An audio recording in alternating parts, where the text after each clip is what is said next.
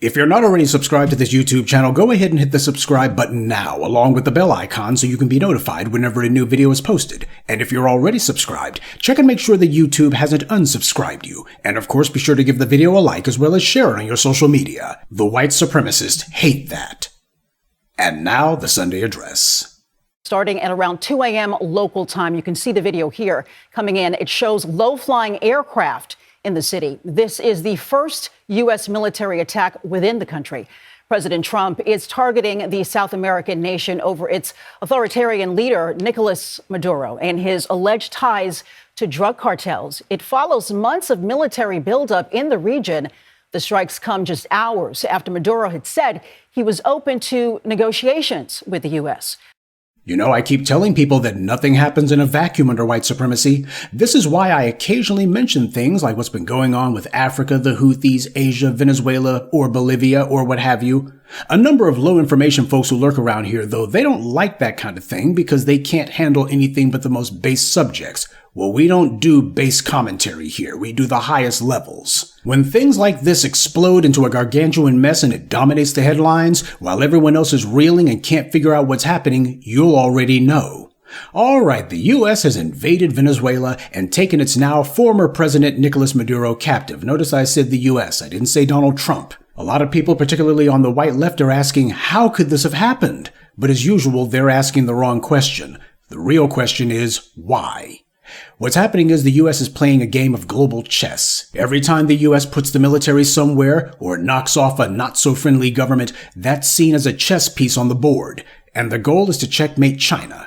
China was making serious inroads in Latin America, such as the BRICS alliance, so with China getting a foothold down there, it was inevitable that the U.S. would have to seize Venezuela. After all, Venezuela is sitting on the world's largest oil reserves. That's something the white media almost never mentions, but it's key to understanding what's happening now. The U.S. created the global oil market, and as a result, oil is traded in dollars. That's why they call it petrodollars. This is why when the U.S. got off the gold standard, it was still able to be the world's benchmark currency. Oil is the fuel that powers the world. And if the only way for you to buy oil is to do it in dollars, that means the U.S. can prop up the value of its currency, and if you get on the U.S.'s bad side, they can cut off their otherwise useless dollars, and that means it would be very tough for you to get your hands on oil. A number of oil-producing nations have tried to get off the petrodollar system, most notably Libya, Iraq, Russia, Venezuela. All of them have been killed or captured except for Putin. Are you noticing a pattern yet? The Chinese already have a significant presence in South America. They've built a number of ports and they've gotten their hooks into a number of those countries' economies. They were going to gain enough influence to get the Maduro regime to make a deal with them. So Washington decided it was best for the U.S. to go ahead and take over Venezuela before that happens. This effort, by the way, began over 20 years ago. In 2002, W and the neocons engineered a coup in Venezuela to overthrow the reformist president Hugo Chavez. For about 24 hours, the plan seemed to have worked, but the army was still loyal to Chavez and reinstalled him. So W's regime change operation in Venezuela went about as well as his regime change in Iraq and Afghanistan, and about as well as his running of the U.S. economy, which is to say, a total failure. But the U.S. cannot afford to let Venezuela's oil go because the dollar is weakening, and oil is the only thing propping it up. So they continued their efforts to overthrow Chavez by claiming that he rigged the Venezuelan presidential election and hadn't actually been elected. The U.S.'s new plan was to use a puppet named Juan Guaido, who they called the legitimate ruler of Venezuela. But the people of Venezuela didn't recognize him at all. Guaido and his supporters could clearly not get in. The man who calls himself interim president even tried to climb the railings. And everyone else recognized him for the clown he was. But the U.S. wasn't going to stop. Even after Chavez died and Maduro succeeded him, the U.S. kept up the same steady drumbeat for the last 10 plus years. Maduro wasn't elected. He stole the election. He's oppressing the people. He's not legitimate. The people of Venezuela weren't saying that. The white media and the U.S. government were. If you were some Venezuelan refugee in Florida who was willing to say that Maduro was a dictator, then the white media would put you on camera and give you lots of coverage. But if you said Maduro was legitimate, they would ignore you altogether. This was a coordinated propaganda offensive by the white media working hand in hand with the government. Next, the U.S. found a new puppet, this time a woman, Maria Machado, who of course is part of the Blanco, that is, white ruling class down there. But this time, they wouldn't make the same mistake they made with Juan Guaido, which was just to throw some puppet in front of the camera and proclaim her to be the new ruler. This time, they decided to do some preparatory work first, to manufacture credibility for this puppet before installing her as dictator. So they began a steady drumbeat of puff pieces in the white media, calling her a freedom fighter, etc. Basically the same playbook they ran with Alexei Navalny in Russia. And then they gave her the Nobel Peace Prize last year. 99% of people had no idea who this woman was, and even the handful of people who knew her had no idea what she had done that was worthy of a peace prize because she hadn't brought peace anywhere. She hadn't negotiated anything, she hadn't resolved any conflicts, nothing. In fact, nobody even knew who she was or what she had done in her entire life, period. She was an empty vessel without a past. This woman's only accomplishment was to demand that the U.S. bomb Venezuela so that she could become president. So advocating for war to be waged on her own country is what qualified her for a peace prize? Only under white supremacy. Now, as the black media, we've warned you about how white power uses so-called prizes as tools of propaganda. They're nothing more than a cheap way for white power to bestow instant legitimacy on some phony. Awards and prizes are how white power credentializes its tools. They do it with these award shows for TV and movies, and they do it for politics too. And the fact that this woman got a Nobel Peace Prize clearly shows there's a program at work here at the international level. The US wasn't the only one involved. And don't let some idiot tell you that this was all about elections or about socialism crippling their economy. If socialism was truly the problem, why did the US even need to put sanctions on Venezuela? Notice how nobody ever asked that question? Shouldn't the US have just sat back and waited until the country predictably collapsed because socialism never works and then just waltz right in? Except they knew that wasn't going to happen. Not only did socialism not bring Venezuela down, but the US had to directly attack that country and snatch their president, precisely because despite crushing sanctions, Venezuela wasn't falling and wasn't going to. You can be a capitalist or a socialist, and if you have common sense, you should realize that's what actually happened. Okay, but why is the Venezuelan economy in such bad shape? If you've seen my now classic video, The Truth About Robert Mugabe, you can already guess the answer. Venezuela has never been a rich country. The country's always been third world. Apparently the white media didn't notice that until Hugo Chavez became president. They didn't have a problem with that for the last 100+ years. The entire reason, though, that Venezuela's economy has gone into a tailspin is that after Hugo Chavez won the presidency, the U.S. placed sanctions on Venezuela, and the white ruling class inside Venezuela, who own all the businesses and all the industries, including the media, and who control all the supply chains, began to inflict what amounted to internal sanctions on Venezuela's people and its government. The white elites down there went to war with their own country. And since the Blancos control all the food production as well as goods and services, they were able to manufacture an economic crisis by simply refusing to make anything. And if Chavez or Maduro tried to force these essential industries to produce, they would say, "Look, the socialists are taking over. They're taking over our businesses, don't you see?" Chavez and Maduro had spent 20 years fighting a two-front war against both internal and external enemies. The whites in the U.S. and the Blancos in Venezuela had that country in a vice grip and began to squeeze the life out of it. There were long lines for things like toilet paper, diapers, food. This was the Blanco ruling class deliberately restricting the production of these things so as to put pressure on the people, to make life as hard and miserable for the Venezuelan people as possible in an effort to try to force them to vote Chavez and Maduro out of office. The Blancos, like this Machado woman, told the people the only reason you can't get food at the supermarkets or you can't get essential supplies is because of Chavez and Maduro, and until that changes, nothing else will.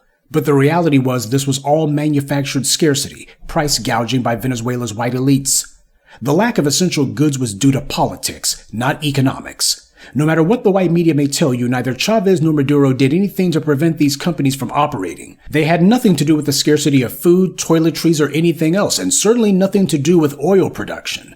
And if these guys were so tyrannical, how come the Blanco ruling class was still in Venezuela and remains there to this very day living it up?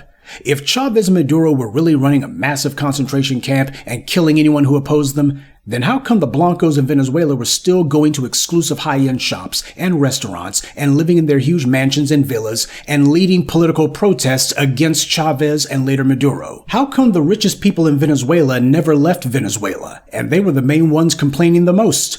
The economic crises that Venezuela's had for the last 20 years were the result of U.S. sanctions and Venezuela's Blanco elites trying to undermine their own country so they could take it over. Or should I say, take it back over. Now that Maduro's out and presumably Machado will be installed as the puppet dictator, the Blanco elites in Venezuela will finally stop causing economic havoc and the U.S. will finally relax its sanctions. This will result in the manufactured scarcity of essential goods being reduced, and the white media, both left and right, will celebrate this as being the proof that Chavez and Maduro were the problem all along, and now that they're gone, look at how quickly things are improving. Expect to see an orgy of white media propaganda claiming that the entire reason that food and other goods are finally back on the shelves is because Maduro is gone.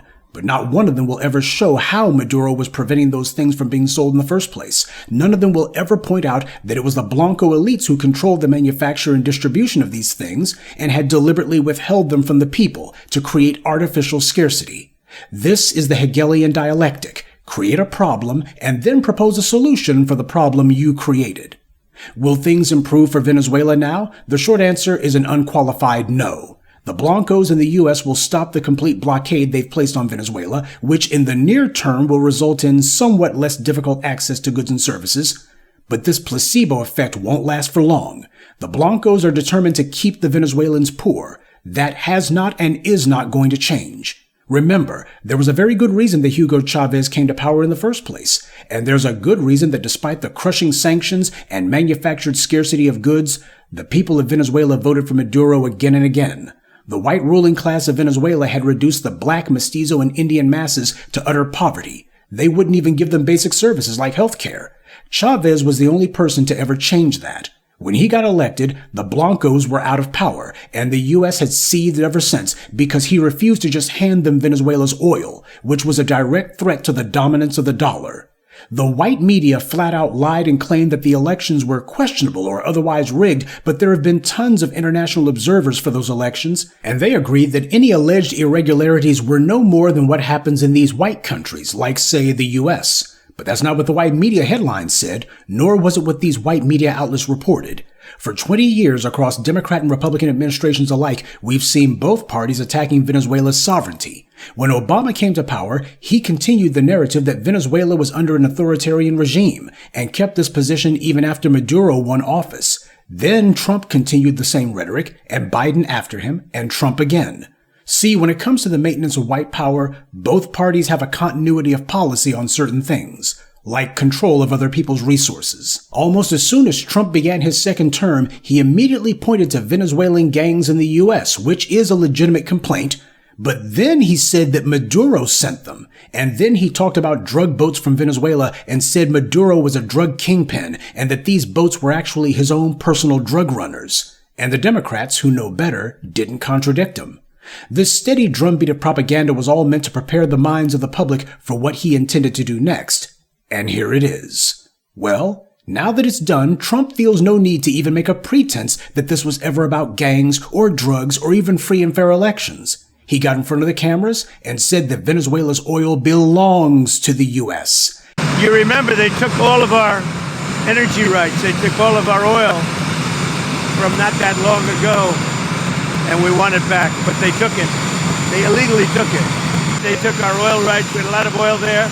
As you know, they threw our companies out, and we want it back. Now the U.S. can get all that oil and put it in America's strategic reserves. Of course, that's not going to happen, but what will happen is that America's big oil companies will go down there, suck the country dry, and use that oil money to give their executives the biggest bonuses ever, while also continuing to charge Americans more at the pump. If you actually think that any of this is going to lower gas prices for you, then you're an idiot. Did gas prices drop after the U.S. went into Iraq? Show me even one instance where America seizing someone's oil resulted in lower prices for you. I'll wait. And as for Maria Machado, well, she was planning to measure drapes for the Venezuelan presidential Oval Office, but she might want to put those orders on hold because Trump has already issued a statement about Machado, and he says that she doesn't have the Venezuelan people's respect, so she can't govern. And he's also said that he's looking at the current vice president of Venezuela as being perhaps somebody who he can partner with. Poor little Maria Machado. And I mean poor literally. This woman probably thought to herself that she was going to raid the national treasury, and instead she better go back to her 9 to 5. Perhaps she does have some connections in Venezuela that she can use, but it doesn't matter because the main connection she had was with Donald Trump. He was the one who made her a thing. And now that he's gotten Maduro out of there, he's pretty much telling her that he doesn't need her anymore. Ain't that the way it always goes? When white supremacy's done with its tools, it breaks its tools, or in her case, just discards her. I guess there's just no honor among sleaze. We've all seen this movie before. Whatever puppet ruler the US puts in charge of Venezuela now doesn't matter, they'll end up just like Hamid Karzai did when the US took over Afghanistan. And the puppets in Iraq did after the US took over, and that's to throw the country's legs wide open for whomever wants to screw them. Life in Venezuela will go back to what it was before the Chavista revolution. The Blancos will privatize the oil for their own benefit and that of their white US oil corporate buddies, and they'll also go back to using brutal methods to crush any opposition. And both the white media and the US government will call this democracy and free markets. There will be a brief, very brief period where the white media falsely claims that Venezuela finally has prosperity again, and they'll show images of store shelves with food on it and other items to cement this lie, but you won't see an improvement in the lives of the Venezuelan people. Venezuela will go back to the bad old days, the very circumstances that made the people turn to Chavez in the first place, and that means the Blancos will resume selling the country's resources to American companies for a song. Now that you understand this is about propping up the petrodollar, which is the only thing keeping the US dollar afloat, the next question is what, if anything, does this have to do with black Americans? What people are seeing in Venezuela is actually a real-time example of what the US has done to foundational black Americans for several generations, undermining legitimate economic and social movements, finding compliant puppets who will do their bidding, then using their white media to credentialize these pawns and make them prominent, tell everyone that trash like Wes Moore and Barack Obama are the legitimate leaders of black America, and that any black people who disagree are just Russian bots or some out-of-control fringe.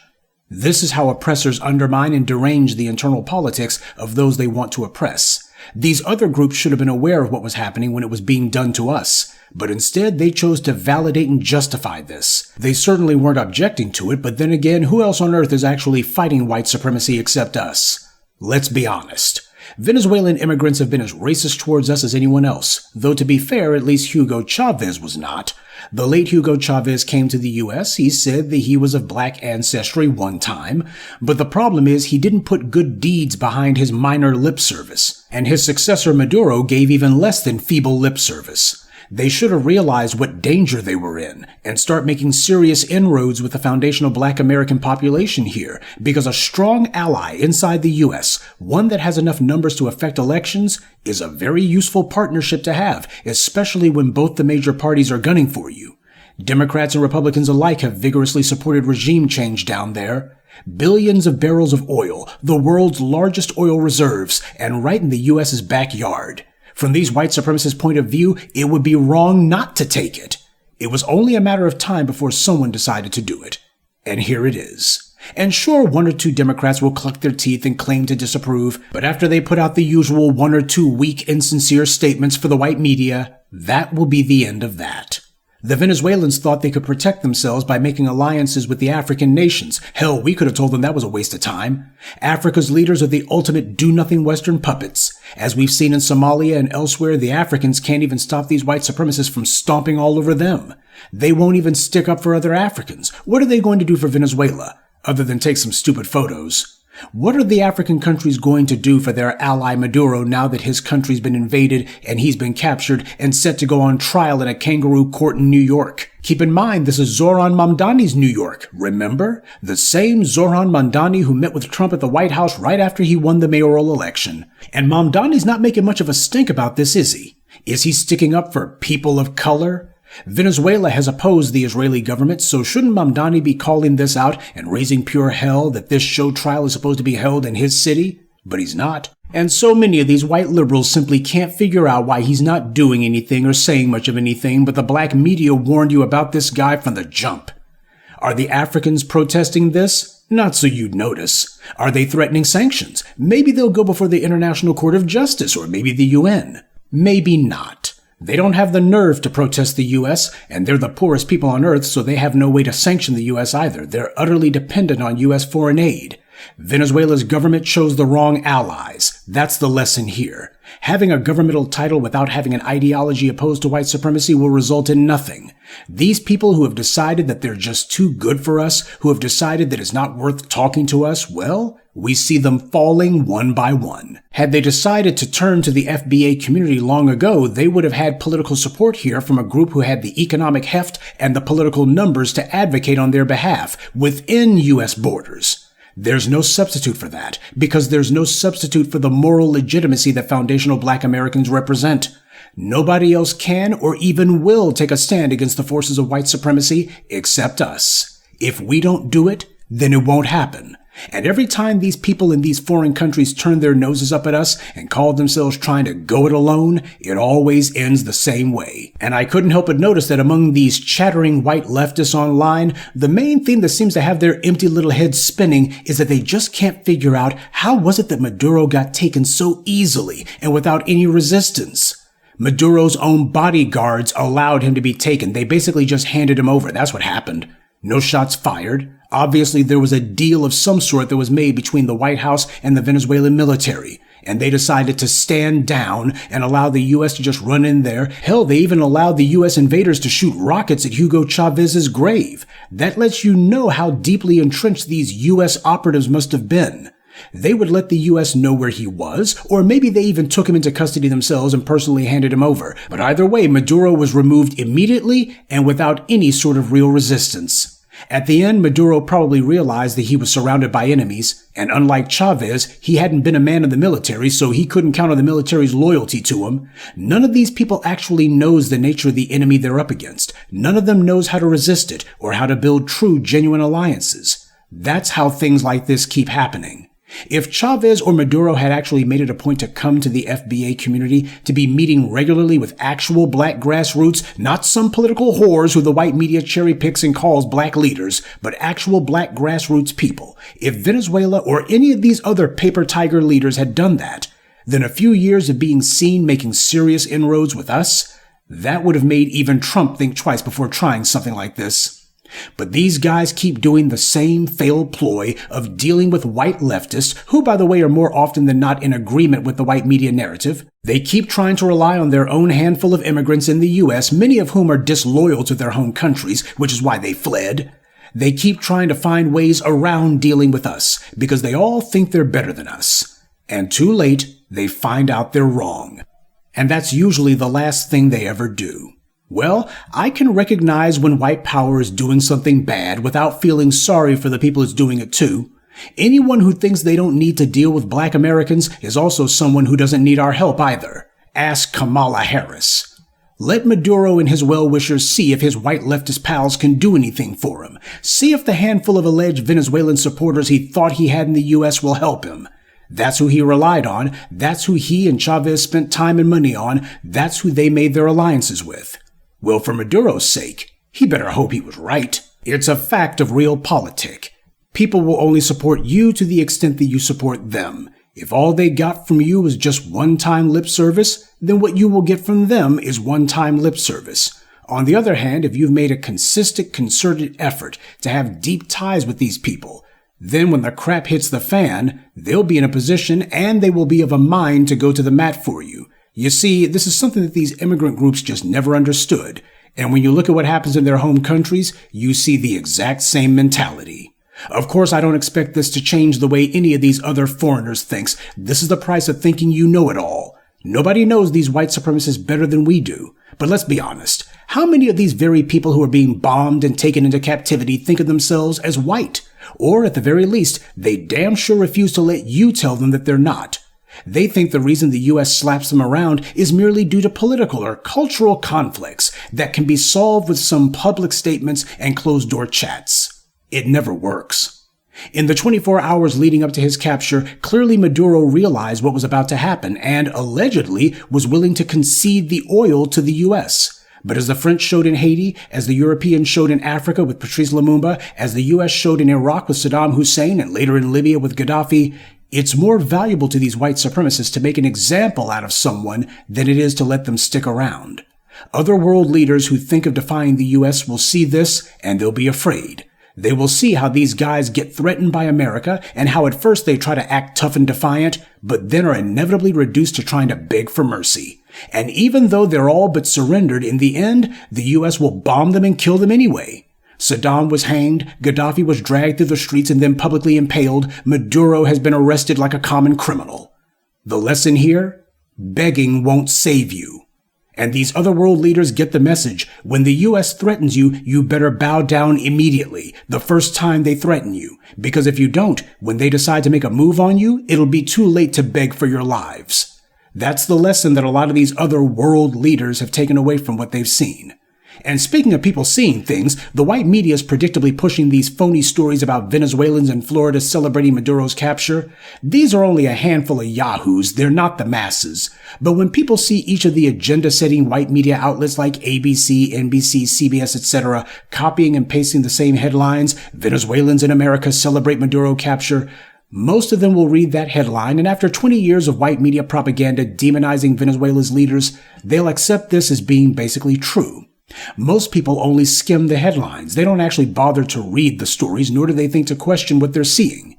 This is how the white media conjures magic and invents reality out of whole cloth. This is how they brainwash an entire country. This was all political theater, complete with a cast of characters. In fact, the script has been a rerun of what they did in Cuba, Haiti, Bolivia, and elsewhere.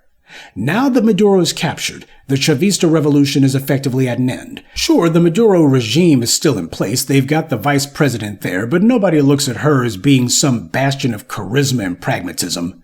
Maduro didn't have anyone waiting in the wings to succeed him like Chavez did. Maduro also lacked Chavez's military pedigree, but he was charismatic and he was bold.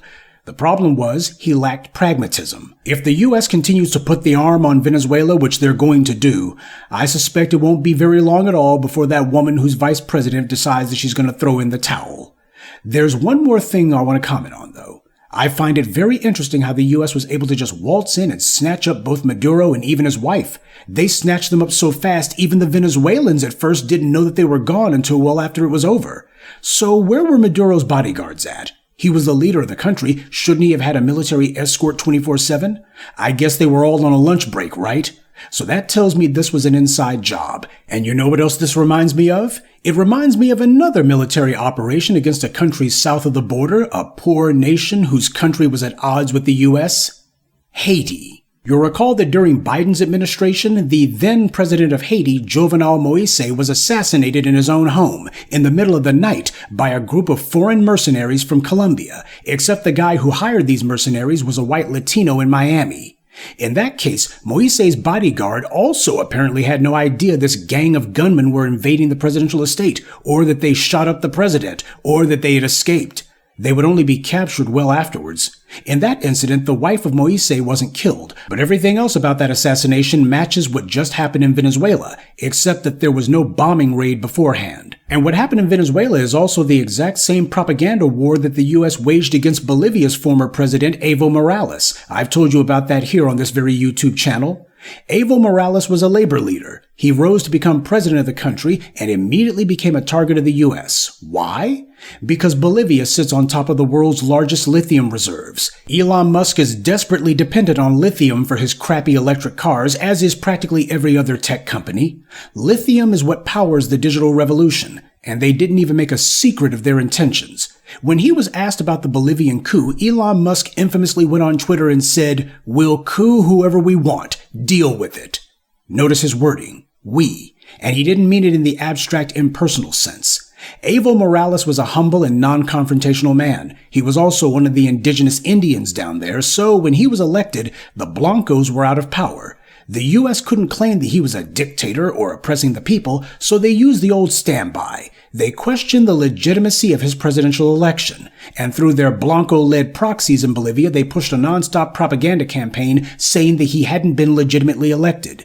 These proxies then led violent protests against his government. Morales eventually resigned the presidency and had to flee to Mexico. Oh, and who did the U.S. select to install as the new puppet ruler of Bolivia? They chose a bottle blonde Blanco female, Janine Áñez. Say, any of this sounding familiar yet? And on a side note, I should mention that in addition to having the world's largest oil reserves, Venezuela also has significant deposits of lithium too. But I'm sure that Elon Musk and his buddies don't even know about that and wouldn't care anyway, right? Well, I gotta give it to the CIA. They've certainly improved their batting average since the Bay of Pigs. Now when they attempt to overthrow Caribbean and Latin American governments, they actually manage to do it. But they couldn't have done it alone.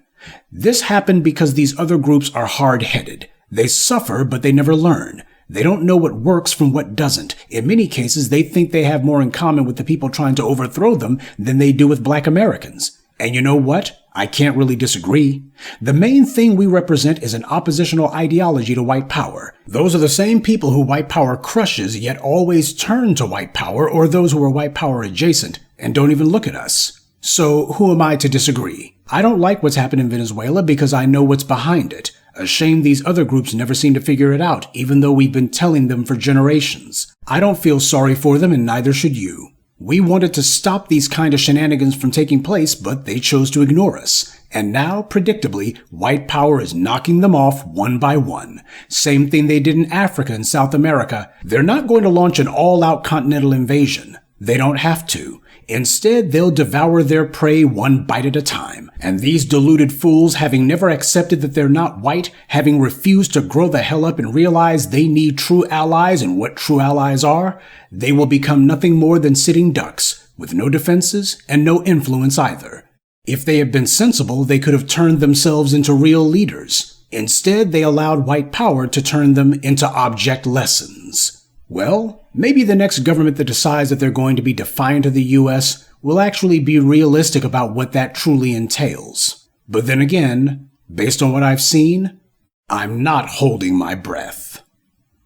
Good evening, and be one. I'd like to take a moment to mention some of our contributors: Sabrina Scott, Doug Sweat, Bear Clark, Russell Richardson, and Suleiman Alaji. Salute to them, and thank you to everyone for listening, liking, and sharing this message. Black empowerment only exists because of you.